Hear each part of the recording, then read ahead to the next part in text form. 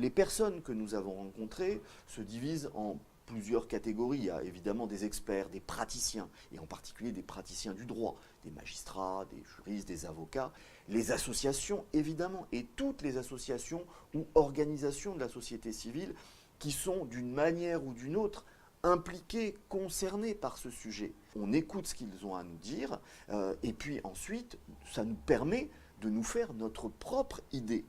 On a parfois des propositions très intéressantes, parfois ce sont des personnes ou personnalités qui livrent un discours qui est tout à fait légitime, mais les personnes que l'on reçoit, dans le cadre de ces auditions, n'engagent nullement nous trois, c'est-à-dire Gilles Taïeb, Laetitia Avia et moi-même.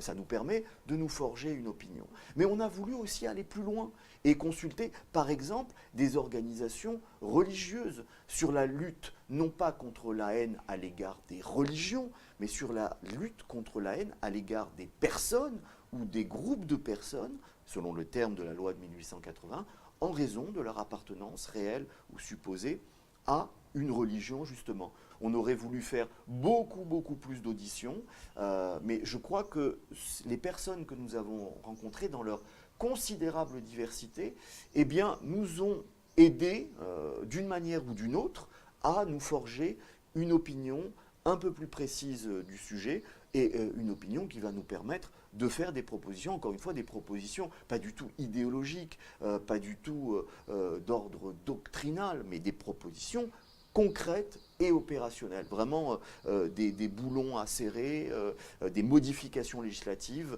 à apporter pour que, tout simplement, il y ait plus d'apaisement, de concorde aussi sur Internet. C'est vraiment ça le but de la mission.